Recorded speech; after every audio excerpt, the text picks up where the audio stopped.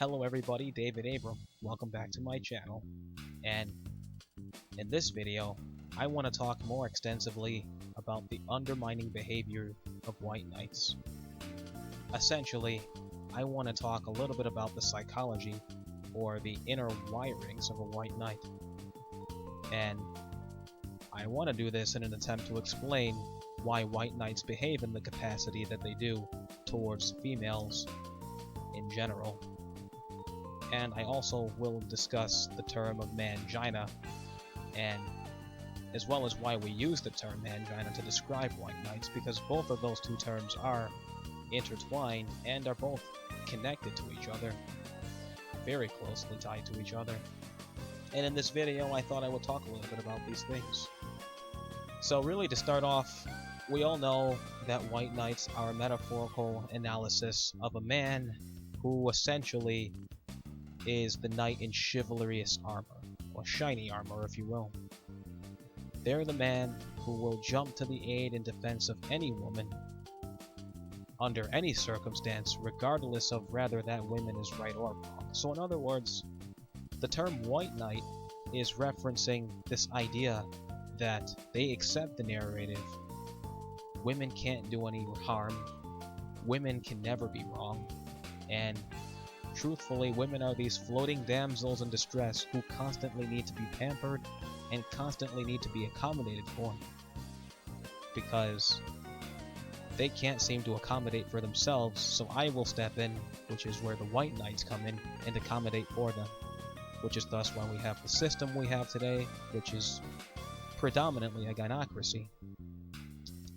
But to really understand the white knight, I think it's very important to first understand the female mindset, or the female collective, the female hive-like collective that they carry with each other, which is essentially an in-group preference, known as the sisterhood, as they so like to call it.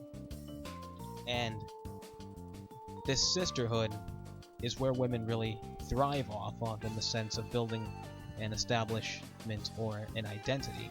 They identify with each other through things such as fashion, accessories, purses, jewelry, a lot of common threads from the sitcoms they watch, which are also gynocentric.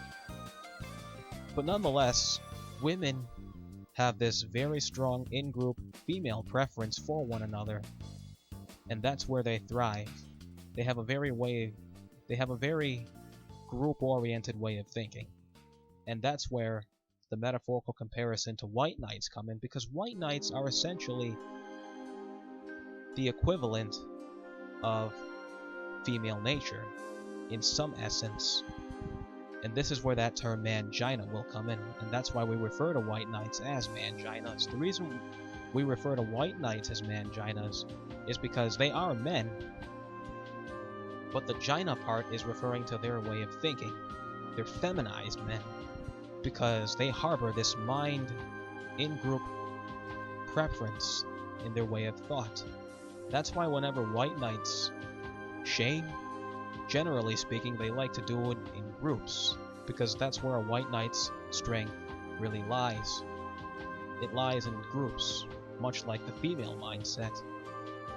As we know, the female mindset, or the groupthink and collectivization, is part of female nature, and that's what they thrive off of. Well, the same could be applied to white knights. They thrive off of a group-like way of thinking. That's why on Fox News, when you ever listen to those talk panels, notice how there's usually 3 to 4 women on the panel and only one guy. They know that they need each other, because they know that's their strength, the sisterhood as they call it for that moment. They know that alone, they're powerless in some essence, and if you throw the state out of the equation, they know they're powerless. So, knowing they're powerless, they have to rely on a group way of thinking, and rely on others to confirm their preferences. And so do the white knights. That's why white knights on their own are not really a problem. The only way they become a real problem, or a serious threat, is when they get together. Because when they get together, such as things in the sense of a police state, or those politicians in Congress and they start calling shots, then that's when we have a problem. That's when we realize, well, the cards are going to be turned on us. In other words, white knights, when they're alone, they fall.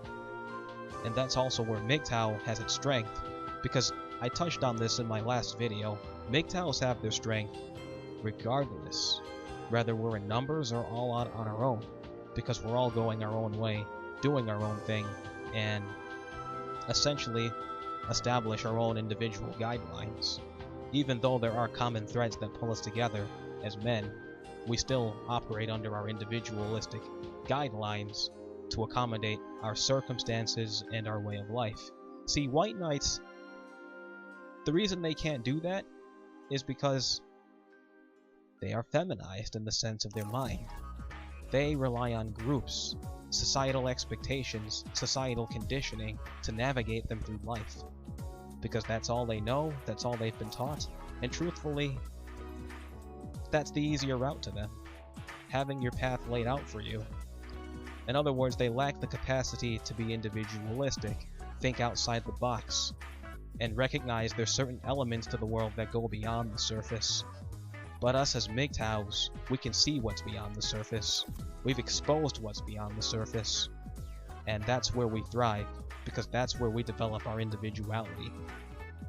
And that's what brings us forward into bettering ourselves, into developing self-actualization.